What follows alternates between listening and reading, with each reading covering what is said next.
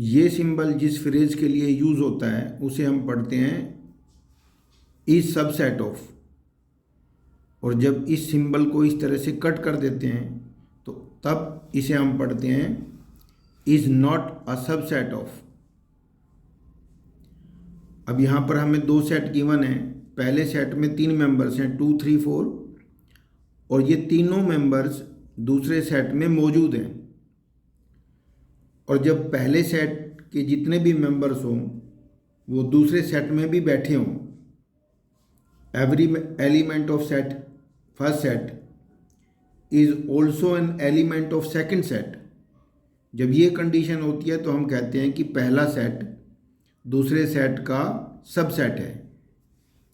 तो इस ब्लैंक में हम भरेंगे इस सबसेट ऑफ, क्योंकि यहाँ पहले सेट के जितने भी मेंबर्स हैं 2, 3, 4 वो दूसरे सेट में मौजूद हैं। उसके अलावा जितने मर्जी मेंबर्स हों, लेकिन ये तीनों के तीनों मेंबर्स इसमें मौजूद होने चाहिए। अगर इनमें से कोई एक भी मेंबर ऐसा हुआ जो दूसरे सेट में नहीं है, तब हम इस स्टेटमेंट को करेक्ट करने के लिए इस ब्लैंक में भरेंगे is not a subset of. The set of all x such that x is a student of class 11 of your school. ये पहला सेट है। और दूसरे सेट में कहता है the set of all x such that x is a student of your school. अब हम देख सकते हैं कि पहले सेट के जितने भी मेंबर्स होंगे वो 11th क्लास के लड़के हैं और वो भी तुम्हारे स्कूल के हैं, और ये जो बच्चे हैं तुम्हारे स्कूल के सभी बच्चे हैं। तो इसलिए हम ये कह सकते हैं कि every element of first set is an also an element of second set. और जब हम ऐसा कह सकें तो हम कहते हैं कि फर्स्ट सेट जो है वो is a subset of second set. The set of all Y such that Y is a circle in the plane. और दूसरा सेट है the set of all Y such that Y is a circle in the plane with radius 1 unit. अब इसमें सिर्फ वही circle हैं second set में जिनका रेडियस 1 यूनिट है, और पहले सेट में सर्कल ऐसे भी हो सकते हैं जिनका जो रेडियस है वो 1 यूनिट के अलावा कुछ और यूनिट्स हो, 2 यूनिट्स हो, 3 यूनिट्स हो। इसलिए पहले सेट के जितने भी मेंबर्स हैं वो दूसरे सेट में मौजूद नहीं है, क्योंकि जो 2 सेंटीमीटर वाले सर्कल हैं या 3 सेंटीमीटर वाले सर्कल हैं या जो भी 1 यूनिट से अलग रेडियस वाले सर्कल्स हैं वो पहले सेट में तो हैं लेकिन दूसरे सेट में नहीं है। तो हम ये कह सकते हैं कि every element of first set is not an element of second set. तब हम कहेंगे कि फर्स्ट जो हमारा सेट है is not a subset of second set. The set of all x such that x is a triangle in the plane. और ये set है the set of all x such that x is a rectangle in a plane. तो यहाँ तो हम साफ तौर पे देख सकते हैं कि पहले सेट में सिर्फ ट्राइंगल हैं, दूसरे में रेक्टेंगल हैं।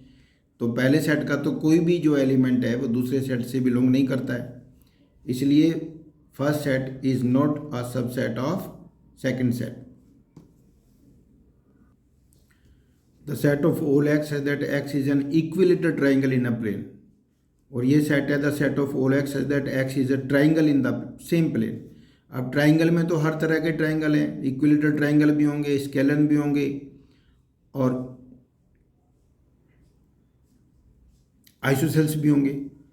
तो सेकंड जो सेट है उसमें हर तरह के ट्राइंगल हैं, इसलिए फर्स्ट सेट जो है वो सेकंड सेट का सबसेट कहलाएगा। तो is a subset of second set. First set is a subset of second set. अब यहाँ पहले सेट में कहता है the set of all x such that x is N even natural number. Natural number तो positive numbers होते हैं और इवन भी होने चाहिए। तो 2, 4, 6, 8 हो गए। और the set of all x such that x is N integer. Integer में तो पॉजिटिव, नेगेटिव और जीरो सभी काउंटिंग नंबर इन्वॉल्व होते हैं। इसलिए हम देख सकते हैं कि इंटीजर के सेट में नेचुरल नंबर जो इवन है वो तो मौजूद होंगे ही। इसलिए हम कह सकते हैं कि every element of first set is an also an element of second set. तो इस कंडीशन में हम कहते हैं कि first set is a subset of second set. तो फर्स्ट क्वेश्चन के छः पार्ट्स हैं, उसमें हमने यही सीखा है कि अगर हमें दो सेट गिवन हो, अगर if every element of first set is also an element of second set then we say that first set is subset of second set. और अगर एक भी एलिमेंट ऐसा हो जो फर्स्ट सेट में तो बैठा है लेकिन सेकंड सेट में वो मौजूद ना हो, तो उसी का रेफरेंस देकर हम कह सकते हैं कि first set is not subset of second set.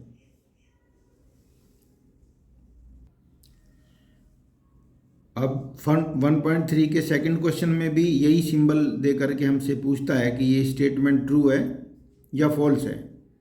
तो पहले सेट में हम देख सकते हैं दो मेंबर्स हैं ए और बी, और सेकंड सेट में भी ये ए और बी दोनों मौजूद हैं, क्योंकि ऑर्डर तो मैटर करता नहीं है। ये दोनों एलिमेंट यदि फर्स्ट सेट के दोनों एलिमेंट यदि दूसरे सेट में मौजूद हैं तो फर्स्ट सेट जो है वो सेकंड सेट का सबसेट कहलाता है। और इसमें लिखा हुआ है कि first set is not subset of second set, तो ये फॉल्स स्टेटमेंट हो गई, क्योंकि दोनों एलिमेंट ए और बी दोनों इसमें मौजूद हैं। इसलिए हमें कहना चाहिए था कि first set is subset of second set. अब फर्स्ट सेट में दो मेंबर्स हैं ए और ई, ये ई है, और सेकंड सेट कहता है the set of all x such that x is a vowel in the English alphabet. अब हमें पता है इंग्लिश अल्फ़ाबेट में ए ई आई ओ यू ये 5 ही वोवल्स होते हैं। तो यहाँ ए ई है और यहाँ पर पांचों मौजूद हैं, ए ई आई ओ यू। तो ए ई आई ओ यू में क्योंकि ये दोनों मेंबर मौजूद हैं, इसलिए हमें कहना चाहिए कि जो फर्स्ट सेट है ये सबसेट ऑफ सेकंड सेट। तो ये स्टेटमेंट भी सबसेट ही बता रखी है, तो इसका मतलब ये ट्रू स्टेटमेंट हो गई। अब यहाँ हम देख सकते हैं कि फर्स्ट सेट में 3 मेंबर्स हैं 1 2 3, और सेकंड सेट में भी 3 ही मेंबर हैं 1 3 5। तो इसमें हम 2 का रेफरेंस दे देंगे। 1 और 3 तो इसमें मौजूद है, लेकिन 2 पहले सेट का मेंबर है लेकिन दूसरे का नहीं है। तो हम ये कह सकते हैं कि 2 is an element of first set but 2 is not an element of second set. इसलिए हमें कहना चाहिए था, ये जो सिंबल भरना चाहिए था, हमें भरना चाहिए था कि first set is not subset of second set. ये जो सिंबल सेट बता रखा है first set is subset of second set, तो एक फॉल्स हो गया। अगर हमें यहाँ रीजन भी पूछा हो, स्टेट करने की स्टेटमेंट देने के लिए बोला हो, तो हम कहेंगे 2 बिलोंग्स टू फर्स्ट सेट। मान लो इसका नाम ए है, इसका नाम ए रख देंगे A set, but 2 is not an element of second set. मान लो इसका नाम बी है, अगर फर्स्ट सेट में कोई एलिमेंट मौजूद हो और सेकंड सेट में वो एलिमेंट ना हो, तो उसी का रेफरेंस देके हम कह सकते हैं कि जो फर्स्ट सेट है is not a subset of second set. Reason देना हो तो इस तरह से हम बता सकते हैं। अब यहाँ फर्स्ट सेट में एक ही मेंबर है ए, ऐसा सेट जिसमें सिंगल मेंबर हो उसे हम सिंगलटन सेट कहते हैं। ये सिंगलटन सेट हो गया, और ये मेंबर क्योंकि सेकंड सेट में मौजूद है तो हम यही कहेंगे कि first set is subset of second set. तो ये ट्रू हो गया। जबकि फिफ्थ पार्ट में वो एलिमेंट ए जो है वो सेट करली ब्रैकेट्स के अंदर लिखा हुआ है। जब कोई एलिमेंट करली ब्रैकेट्स के अंदर लिखा होता है तो वो सबसेट कहलाता है, ना कि वो मेंबर कहलाता है। तो इसने कहा है कि करली ब्रैकेट में जो ए लिखा हुआ है वो ए बी सी इस सेट का मेंबर है। मेंबर तब लिख सकते हैं हम अगर ऐसे हम कहते ए बिना करली ब्रैकेट्स के, तब हम कहते हैं कि A is an element of set A B C, तब तो ट्रू था ये। लेकिन उसने क्योंकि मेंबर को करली ब्रैकेट के अंदर लिख रखा है, तो करली ब्रैकेट्स के अंदर यदि कोई मेंबर लिखा हो तो वो सबसेट कहलाता है, ना कि वो एलिमेंट कहलाता है। इसलिए ये फॉल्स है।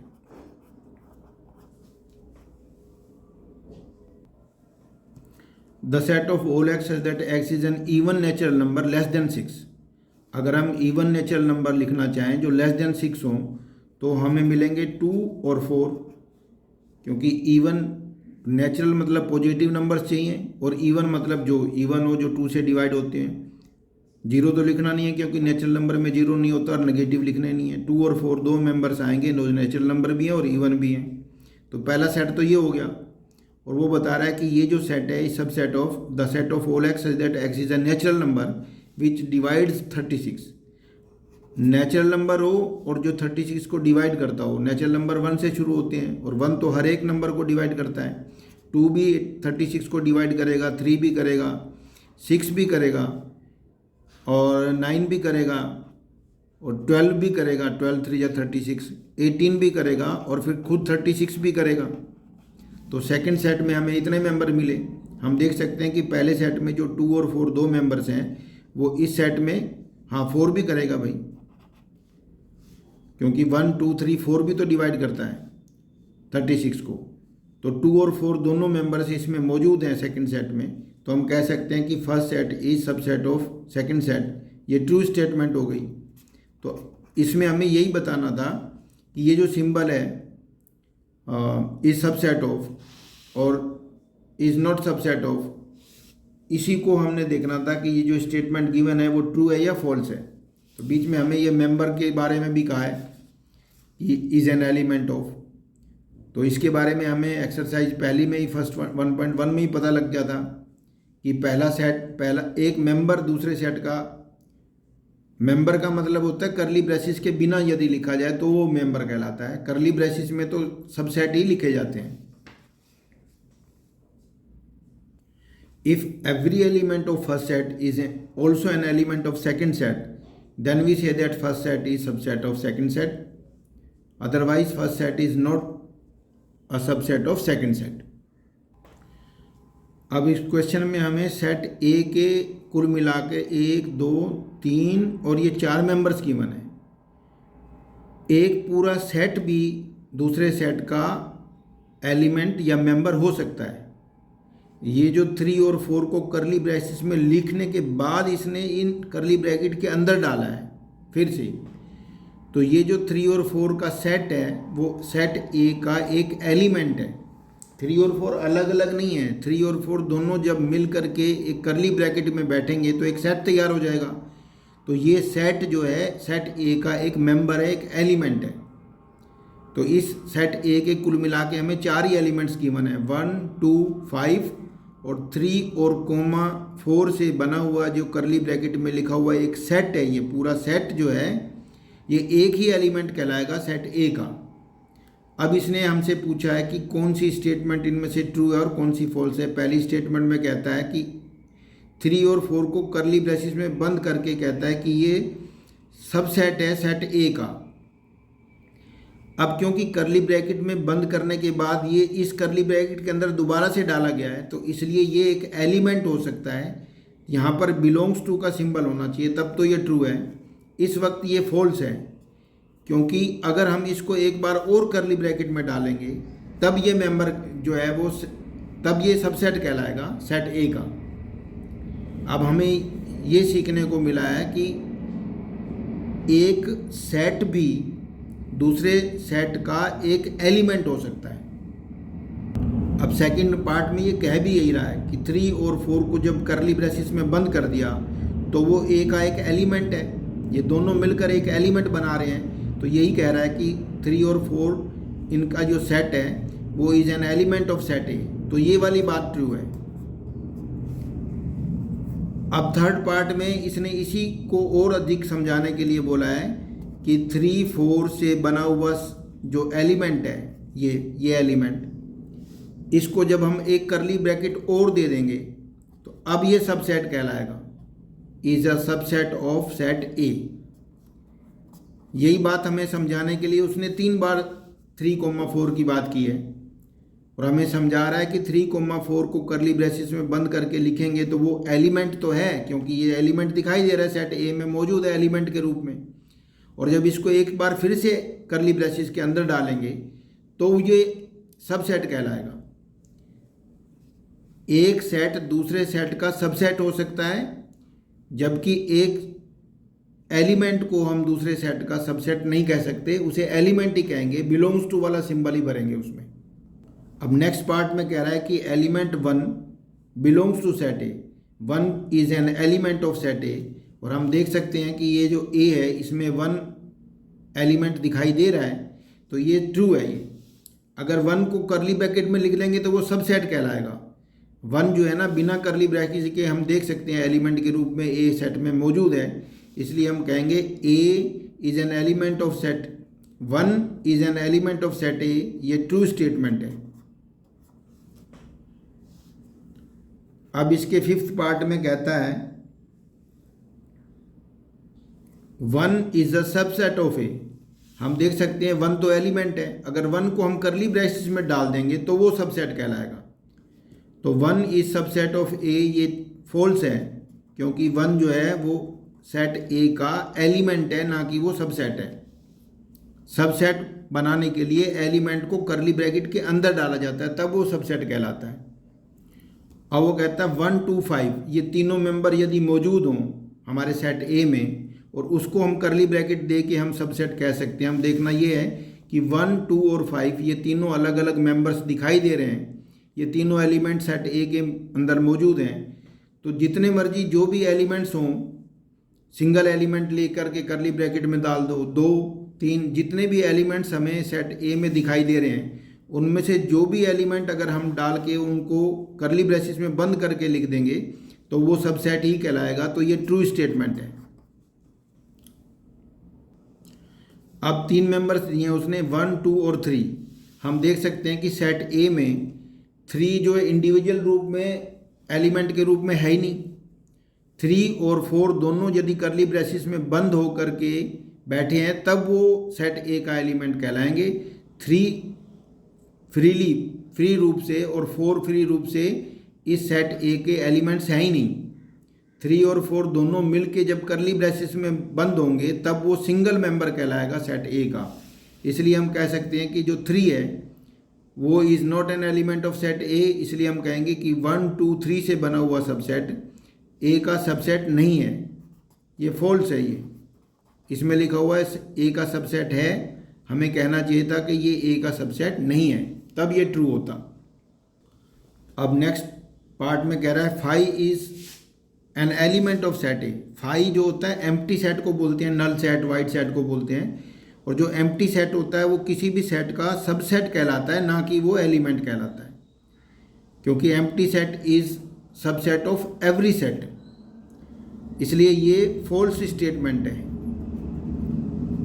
क्योंकि वो उसे एलिमेंट बता रहा है। जो 5 होता है वो एम्प्टी सेट होता है, और एम्प्टी सेट हर एक सेट का सबसेट कहलाता है, ना कि मेंबर कहलाता है।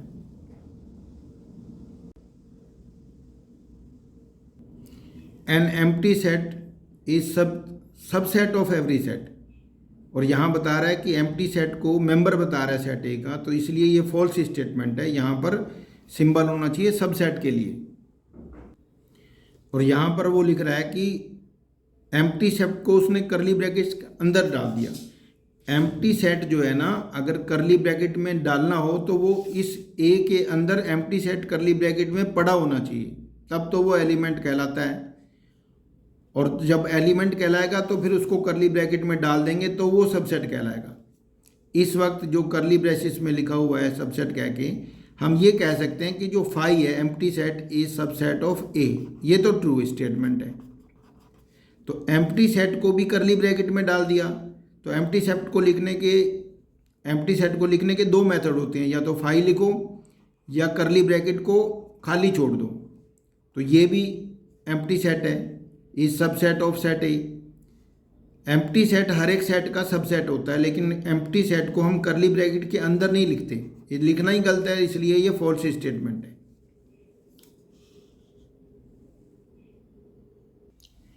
यहाँ हमें ये जो सेट गिवन है इसके सभी सबसेट्स लिख के दिखाने हैं।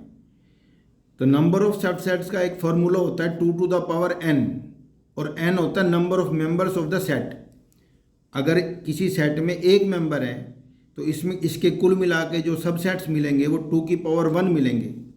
तो 2 की पावर 1 का मतलब हो गया कि कुल मिला के 2 ही मेंबर मिलेंगे, 2 ही सबसेट मिलेंगे।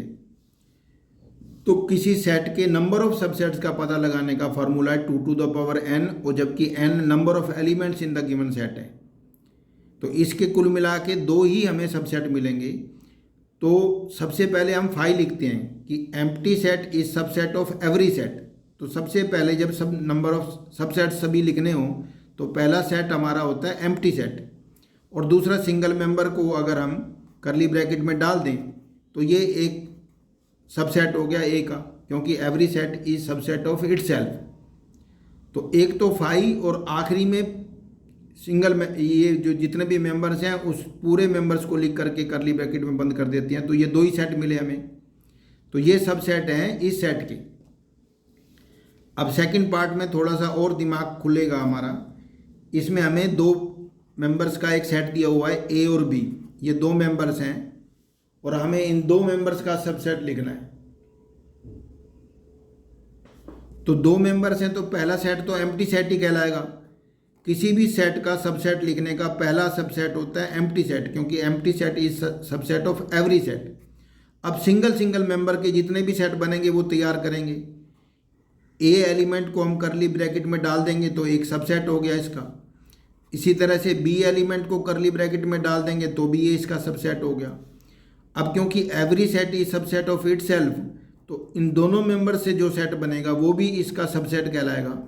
और हमें मालूम है कि 2 टू द पावर n वाले फार्मूले से नंबर ऑफ सबसेट्स होने चाहिए 2 टू द पावर 2, क्योंकि एलिमेंट्स के नंबर 2 हैं इसमें। 2 की पावर 2 ही लिखेंगे तो 4 सबसेट्स होने चाहिए कुल मिला के। तो हमें दिख रहा है ये 4 सबसेट 1 2 3 और ये 4 हो गए पूरे।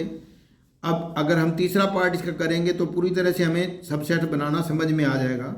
और तीसरे सेट के जो मेंबर्स हैं वो हैं 1 2 3, 1 2 और 3।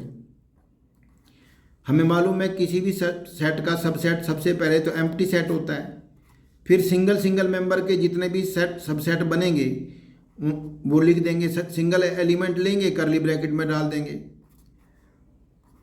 और फिर 3 को सिंगल एलिमेंट के ये 3 मेंबर मिले। अब डबल एलिमेंट्स लेंगे, 1 के साथ 2 लेंगे तो ये 1 और 2 लेकर के इन 2 एलिमेंट्स को करली ब्रैकेट में डाल देंगे तो ये बन गया एक सबसेट। 1 के साथ इसी तरह से 3 डाल देंगे, 1 के साथ 3 डाल देंगे। अब 2 एलिमेंट का एक मेंबर और भी रह गया 2 के साथ 3, तो 2 के साथ 3 डाल देंगे। अब हमने 2 मेंबर्स के जितने भी बनते थे, ऑर्डर तो मैटर करता नहीं है, 2 1 और 1 2 एक ही बात होती है। अब हम 2 एलिमेंट्स के जितने भी इसके सबसेट्स हो सकते थे बना दिए। अब तीनों एलिमेंट्स एक साथ लेंगे 1 2 और 3, तो कुल मिला के हमें 2 to the power 3 number of subsets मिलने चाहिए, क्योंकि 3 एलिमेंट्स हैं। तो 2 टू द पावर n के हिसाब से 2 टू द पावर 3 हमारे पास नंबर ऑफ सबसेट्स होने चाहिए, वो 8 सबसेट्स होने चाहिए। अब हम काउंट कर लेंगे कहीं कोई छूट ना गया हो, 1 2 3 4 5 6 7 और ये 8, तो होने भी 8 सबसेट चाहिए थे, मिल भी गए। तो इस तरह से हम नंबर ऑफ सबसेट्स निकाल सकते हैं। और अगर हमें मान लो इस सेट का नाम ए है और हमसे कहा जाए भाई इसका पावर सेट बना के लिखो, तो पावर सेट लिखने के लिए तरीका होता है, पावर सेट को हम पी ए से डिनोट करेंगे। जितने भी सबसेट्स हैं उन सब को लिखने के बाद उन सभी सबसेट्स को एक बार फिर करली ब्रैकेट में डाल देंगे, तो ये जो है ये पावर सेट ऑफ ए आ गया। ए यदि सेट है तो ए सेट का पावर सेट जो है ना उसके सभी सबसेट से बना हुआ जो सेट मिलेगा वो कहलाता है। और पावर सेट का हर एक मेंबर एक सब सेट ही होता है। पावर सेट में जितने भी मेंबर्स होते हैं वो खुद में अपने आप में एक सेट होते हैं, क्योंकि सबसेट जो होता है किसी सेट का सेट ही तो होता है। इसलिए पावर सेट का हर एक मेंबर एक अपने आप में एक सेट होता है, वो करली ब्रेसिस के अंदर लिखा जाता है। अब क्योंकि फाई को करली ब्रेसिस में नहीं लिखते, या तो करली ब्रैकेट ओपन खाली छोड़ देते हैं क्लोज करके, या फिर फाई लिखते हैं, वो एक ही बात है। तो हर एक सेट का जो सबसेट होता है नंबर 1 पे फाई होता है, फिर सिंगल मेंबर वाले, फिर डबल मेंबर वाले, फिर 3 मेंबर वाले, और फिर अगर 4 मेंबर्स होते तो फिर आखिरी में 4 मेंबर्स वाला। अगर इसमें 4 मेंबर्स होते तो 2 टू द पावर 4 यानी 16 सबसेट्स मिलते। और सभी सबसेट्स को जब हम एक और करली ब्रैकेट के अंदर डाल देते हैं तो उसे हम पावर सेट कहते हैं। पावर सेट ऐसे बनता है। अब हमें 4th पार्ट में एक सेट दिया गया है फाई, यानी ये एम्प्टी सेट है। तो एम्प्टी सेट का मतलब होता है कि नंबर ऑफ एलिमेंट्स इसमें 0 है।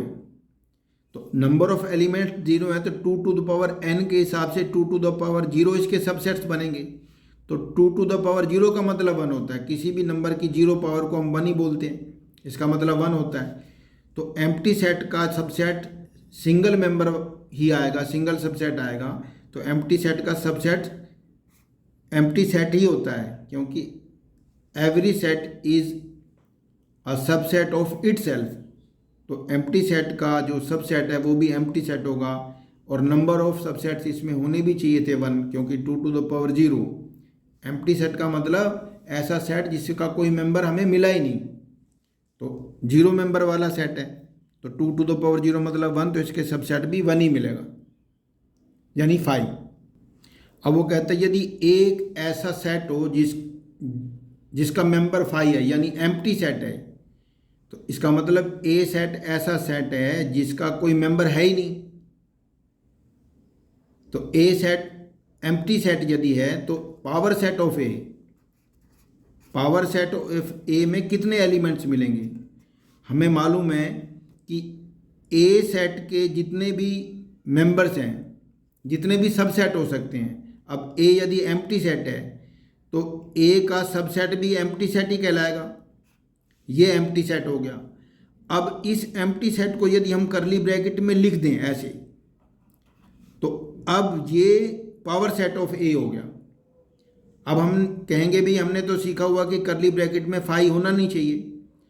अगर वो सेट है तो सेट करली ब्रैकेट में नहीं हो सकता, लेकिन जो पावर सेट है वो करली ब्रैकेट के अंदर ही होगा, क्योंकि पावर सेट सभी सबसेट्स को जब हम करली ब्रैकेट में डाल देते हैं, किसी गिवन सेट के जितने भी सबसेट बन सकते हैं पहले वो बनाएंगे, और उन सभी सबसेट्स को जब हम करली ब्रैकेट में डाल देंगे तो पावर सेट बनता है। तो 5 को यदि करली ब्रैकेट में कहीं लिखा देखें तो वो सेट नहीं होता, वो तो पावर सेट होता है। तो पावर सेट को हम करली ब्रैकेट में 5 करके लिख सकते हैं। अब इसने पूछा था how many elements has power set A, तो हम देख सकते हैं कि एक ही एलिमेंट है पावर सेट ए में, तो हम लिख देंगे कि power set A has only 1 element if A is equal to 5। Power set A has only 1 element, और ऐसा पावर सेट जिसमें केवल 1 एलिमेंट हो वो सिंगलटन सेट ही कहलाता है। अब हमसे कहा गया कि ये जो गिवन सेट है, देखो ये सेट बिल्डर फॉर्म में लिखा हुआ है, the set of all x as that x belongs to real number, R मतलब real number, and x is greater than equal to -4 but less than 6। Greater than equal का नहीं है, greater than 4, x is greater than -4 but less than 6। और interval दो तरह के होते हैं, एक ओपन इंटरवल होता है, एक क्लोज्ड इंटरवल होता है। स्मॉल ब्रैकेट से ओपन इंटरवल शुरू होते हैं, जब लेस देन के साथ इक्वल का साइन ना हो तो इसका मतलब ओपन इंटरवल है। और रियल नंबर सिस्टम को लिखने का कोई पैटर्न तो होता नहीं है। रियल नंबर सिस्टम क्योंकि में 1 और 2 के बीच में इनफाइनाइट नंबर्स होते हैं, 1.01, 1.001, 1.0001, इस तरह से 1 और 2 के बीच में इनफाइनाइट नंबर्स मिल जाएंगे हमें। इसलिए रियल नंबर को लिखने का कोई पैटर्न नहीं होता। तो रियल नंबर सिस्टम के सेट को लिखने के 2 ही मेथड होते हैं, या तो सेट बिल्डर फॉर्म या फिर इंटरवल के रूप में। तो इंटरवल के रूप में क्योंकि -4 एक्स इज ग्रेटर देन -4 लिखा हुआ है तो ओपन इंटरवल है, इक्वल का साइन भी साथ में होता है तो क्लोज्ड इंटरवल, और क्लोज्ड इंटरवल लगता है स्क्वायर ब्रैकेट से, कैपिटल ब्रैकेट से। -4 से शुरू हो रहा है, पहले छोटा नंबर लिखना होता है फिर बड़ा, तो 6 में भी इक्वलिटी का साइन नहीं है तो ये भी ओपन इंटरवल यानी स्मॉल ब्रैकेट के साथ ही लिखा जाएगा। और ओपन इंटरवल का मतलब होता है कि ना तो -4 इन्वॉल्व है इस इंटरवल में और ना ही 6 इन्वॉल्व है। 6 और 4 इंक्लूड नहीं है, इन दोनों नंबर्स को छोड़ के इनके बीच में जितने भी नंबर्स हो सकते हैं वो इस सेट के मेंबर्स होंगे। तो रियल नंबर सिस्टम के सेट्स को जब हमने लिखना हो, रियल नंबर सिस्टम के सेट्स को, तो उसका कोई पैटर्न नहीं बनता, उसको या तो करली ब्रैकेट्स के अंदर सेट बिल्डर फॉर्म में लिखते हैं, the set of all x करके, या फिर इस तरह से इंटरवल बनाते हैं। अब इसका सेकंड पार्ट देखेंगे तो और दिमाग खुल जाएगा हमारा। वो कहता है कि the set of all x such that x belongs to real number. अब रियल नंबर के बारे में जब भी कहेगा एक्स के बारे में तो वो इंटरवल में ही लिखा जा सकता है, सेट बिल्डर फॉर्म में लिखा जाएगा या इंटरवल में। अब क्योंकि X is greater than equal to 3 लिखा है तो इसमें ये 3 इन्वॉल्व है, इक्वल का साइन भी है, तो इसमें कैपिटल ब्रैकेट आएगा, स्क्वायर ब्रैकेट 3 लिखेंगे। और 4 के साथ हमने कौन सा ब्रैकेट लगाना है वो इस साइन पे डिपेंड करता है। यदि लेस देन के साथ इक्वल का साइन हुआ तो क्लोज्ड ब्रैकेट, और लेस देन के साथ इक्वल का साइन छोड़ दिया ऐसे तो स्मॉल ब्रैकेट। लेस देन के साथ इक्वल भी हुआ तो क्लोज्ड ब्रैकेट के साथ आएगा नंबर, और इसमें ये इंक्लूड्स हैं, 3 भी इंक्लूड है, 4 भी इंक्लूड है, और इनके बीच में जितने भी नंबर्स रियल नंबर सिस्टम से बिलोंग करते हैं वो इनफाइनाइट नंबर्स होते हैं, वो सभी इन्वॉल्व हैं। अब इसका थर्ड पार्ट देखेंगे तो और समझ में आ जाएगा हमें। The set of all x such that x belongs to real number and range बना रखी है X is greater than equal to 0 but less than 7। जब दोनों तरफ से ऐसी रेंज बना रखी होती है तो हम पढ़ना एक्स से ही शुरू करते हैं। 0 is less than equal to X नहीं पढ़ते, हम पढ़ते हैं X is greater than equal to 0 but less than 7। जब दोनों तरफ से रेंज दे करके एक्स को बंद कर रखा होता है तो पढ़ने का तरीका होता है हम एक्स से ही शुरू करेंगे। अगर खाली ऐसे लिखा होता तब हम पढ़ते 0 is less than equal to X, लेकिन अगर पीछे भी लिमिट दे रखी है तो हम पढ़ेंगे X is greater than equal to 0 but less than 7। अब इसको जब हमें इंटरवल फॉर्म में लिखना है तो 0 के साथ क्योंकि इक्वलिटी भी मौजूद है तो 0 के साथ तो क्लोज्ड ब्रैकेट आएगा, क्लोज ब्रैकेट के लिए कैपिटल ब्रैकेट, और 7 में ओपन ब्रैकेट आएगा क्योंकि यहाँ इक्वलिटी नहीं है। तो 7 लिखने के बाद हमने जो ब्रैकेट बनाना है वो स्मॉल बनाना है क्योंकि इसमें 7 इन्वॉल्व नहीं है, 7 इंक्लूड नहीं है, 0 इंक्लूड है। तो वन साइडेड ओपन और दूसरी साइड यहाँ क्लोज होएगी। यहाँ बोथ साइड ओपन थी, यहाँ पर दोनों साइड क्लोज थी, इसमें पहली साइड क्लोज्ड है और दूसरी साइड ओपन है। The set of all x such that x belongs to real number X is greater than equal to 3 but less than equal to 4। अब दोनों तरफ से ये क्लोज्ड ब्रैकेट वाला दे रखा है, ये मैंने गलती से दोबारा लिख दिया ये वाला, वो सेकंड पार्ट कुछ और है, वो इस तरह से है। जो सेकंड पार्ट था वो अलग दे रखा है। The set of all x such that x belongs to real number and -12, इसको पढ़ेंगे X is greater than -12 but less than -10। -12 -10 से छोटा होता है क्योंकि दोनों नेगेटिव नंबर हैं, तो जो नेगेटिव हमें नज़र छोटा आ रहा है वो बड़ा हो जाता है। अगर दोनों नेगेटिव हैं तो जो बड़ा वाला है वो छोटा कहलाता है। नंबर लाइन पे हम देख सकते हैं क्योंकि -10 -11 -12 ऐसे लिखा जाता है तो राइट साइड के नंबर बड़े होते हैं। अब हमें इसे इंटरवल में चेंज करना है तो क्योंकि x के साथ इस ग्रेटर देन -12 लिखा है, इक्वल नहीं है साथ में, इसलिए ओपन इंटरवल में -12 लिखेंगे और -10 के साथ भी हम ओपन ब्रैकेट बनाएंगे क्योंकि यहाँ इक्वलिटी नहीं है तो दोनों तरफ ओपन ब्रैकेट आएगा। सेकंड पार्ट इसका ये था, ये तो हमने दोबारा लिख दिया, ये तो क्लोज्ड ब्रैकेट के साथ 3 4 है, मैंने गलती से वो सेकंड पार्ट लिख दिया फोर्थ पार्ट को। अब यहाँ पर हमें इंटरवल गिवन है और इंटरवल को हमने सेट बिल्डर फॉर्म में लिखना है। इंटरवल फॉर्म को लिखा ही सेट बिल्डर फॉर्म में जा सकता है और कोई दूसरा मेथड है ही नहीं, पैटर्न इसका बनता ही नहीं है रियल नंबर में। ओपन इंटरवल में गिवन है दो set of all x such that x belongs to real number, पहले नंबर पे तो ये डालना ही डालना है इंटरवल को, the set of all x such that x belongs to real number. अब हमें एक्स की रेंज बनानी है तो -3 के साथ ओपन इंटरवल है तो x इज ग्रेटर देन -3 लिखना है। -3 इज लेस देन x, पढ़ेंगे x is greater than -3 but less then, क्योंकि इधर भी ओपन इंटरवल है इसमें इक्वलिटी यहाँ भी नहीं डालेंगे, लेस देन 0। ये हमारा हो गया the set of all x that x belongs to real number and x is greater than -3 but less than 0। दोनों तरफ ओपन इंटरवल है इसलिए ना तो यहाँ इक्वलिटी डालनी है ना यहाँ डालनी है। अब इसका जो सेकंड पार्ट है उसमें लिखा है 6 के साथ तो क्लोज्ड इंटरवल है और 12 के साथ ओपन इंटरवल है। अब इसको जब हम लिखेंगे तो रियल नंबर सिस्टम को सेट बिल्डर फॉर्म में लिखने के लिए set of all x, x belongs to real number, यहाँ तक तो लिखते ही लिखते हैं। अब रेंज बनानी हमने एक्स की, क्योंकि 6 इन्वॉल्व है, कैपिटल ब्रैकेट के साथ है, तो लेस देन के साथ इक्वल का साइन भी आएगा और 6 लिखा। और क्योंकि 12 के साथ यहाँ ओपन ब्रैकेट है तो लेस देन 12 आएगा यहाँ, क्योंकि यहाँ पर इक्वलिटी इसलिए नहीं आएगी क्योंकि यहाँ क्लोज्ड ब्रैकेट नहीं है। ओपन ब्रैकेट में यहाँ लेस देन का ही सिंबल आता है और करली ब्रैकेट बंद कर देंगे। तो ये हो गई इस इंटरवल को सेट बिल्डर फॉर्म में लिखने का मेथड हो गया ये। अब हमें अगला क्वेश्चन दिया हुआ है जो 6 को तो ओपन कर रखा है और 12 को क्लोज्ड कर रखा है।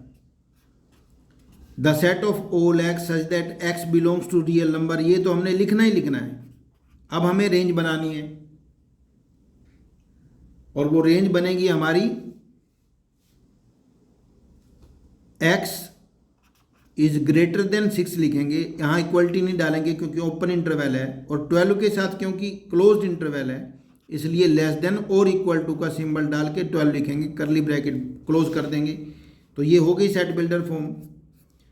अब हमें गिवन है -23 के साथ तो क्लोज्ड ब्रैकेट है और 5 के साथ ओपन ब्रैकेट है। The set of all x such that x belongs to real number, real number के बारे में यहाँ तक तो लिखना ही होता है। अब रेंज बनेगी x इज ग्रेटर देन और इक्वल टू का सिंबल भी आएगा क्योंकि -23 के साथ क्लोज्ड ब्रैकेट है, बट लेस देन 5 लिखेंगे क्योंकि यहाँ ओपन इंटरवल है तो सिर्फ 5 आएगा और हम अब करली ब्रैकेट को क्लोज कर देंगे। तो इस तरह से हमने देखा कि हम इंटरवल को सेट बिल्डर फॉर्म में चेंज कर सकते हैं, जबकि पिछले क्वेश्चन में हमने देखा था कि सेट बिल्डर फॉर्म को हमने इंटरवल में चेंज किया था।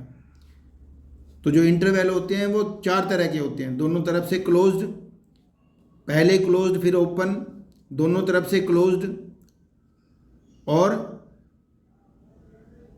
पहले क्लोज्ड और फिर ओपन, पहले क्लोज्ड और फिर बाद में ओपन।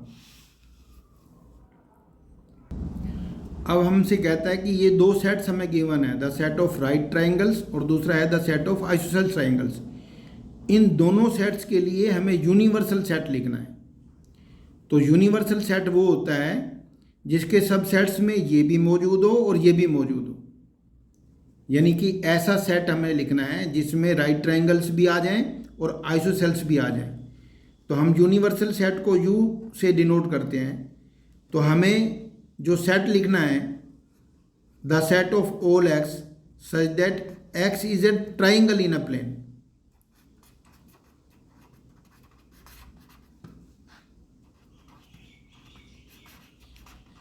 अब हमने ट्राइंगल को बताया सेट, तो ट्राइंगल में तो राइट ट्राइंगल भी आएंगे, आइसोसेल्स ट्राइंगल भी आएंगे, एक्यूट, ऑब्ट्यूज, इक्विलेटरल ट्राइंगल और स्केलेन ट्राइंगल, सब तरह के ट्राइंगल इसके अंदर मौजूद हैं। तो इसलिए ये दोनों जो सेट हैं वो इसके सबसेट्स में तो होंगे ही होंगे, इसलिए हमें यूनिवर्सल सेट को लिखने के लिए लिख दिया the set of all x such that x is a triangle in a plane. तो यूनिवर्सल सेट वो सेट होता है जिसमें जितने भी गिवन सेट्स हों, 1 2 3 जितने भी सेट्स हों, वो सभी सेट्स इसके अंदर मौजूद होने चाहिए, उसी को यूनिवर्सल सेट कहते हैं। अब पिछले क्वेश्चन 8th में हमने सीखा है कि यूनिवर्सल सेट क्या होता है। अब यहाँ पर हमें 3 सेट गिवन है A, B और C, और तीनों सेट्स के मेंबर हमें साफ दिखाई दे रहे हैं। कहता है इन तीनों के लिए जो यूनिवर्सल सेट हो वो कौन सा हो सकता है। वो वही हो सकता है जिसमें 0 भी मौजूद हो, 1 भी हो, 2 3 भी हो, 4 5 भी हो, 2 4 6 ये तो आ ही चुके, 2 4 अब 6 भी हो और 8 भी हो। अब हम देख सकते हैं कि इस सेट में A, B, C इन सभी के मेंबर्स मौजूद हैं। तो यूनिवर्सल सेट वही सेट होता है जो गिवन सेट के अकॉर्डिंग सभी सेट्स के मेंबर लेके बैठा हो। तो हम देख सकते हैं कि इसमें 4 पार्ट्स हमें गिवन है, तो इसके थर्ड पार्ट में हम देख सकते हैं, थर्ड पार्ट में यही बिठा रखा है। जो थर्ड पार्ट है वही इसका यूनिवर्सल सेट हो सकता है। तो थर्ड पार्ट जो है वो करेक्ट है। उसमें लिखा है 0 1 2 3 4 5 6 7 8 9 10 तक लिखे हुए हैं। तो जो फोर्थ सेट है उसमें 0 मौजूद नहीं है, और जो फर्स्ट सेट है उसमें 8 नहीं है, और जो सेकंड सेट है वो तो 5 है, वो तो एम्प्टी सेट है। एम्प्टी सेट जो है किसी का यूनिवर्सल सेट तो हो ही नहीं सकता, इसलिए ये थर्ड पार्ट में लिखा हुआ है 0 1 2 3 4 5 6 7 8 9 10। तो इसका जो थर्ड पार्ट है उसमें ये सभी मेंबर मौजूद हैं और कुछ एक्स्ट्रा भी गिवन है। एक्स्ट्रा जितने मर्जी हों, ये जो गिवन सेट्स हैं इनके सभी मेंबर्स उसमें होने चाहिए, और एक्स्ट्रा जितने मर्जी हों वो यूनिवर्सल सेट हो सकता है गिवन सेट्स के लिए।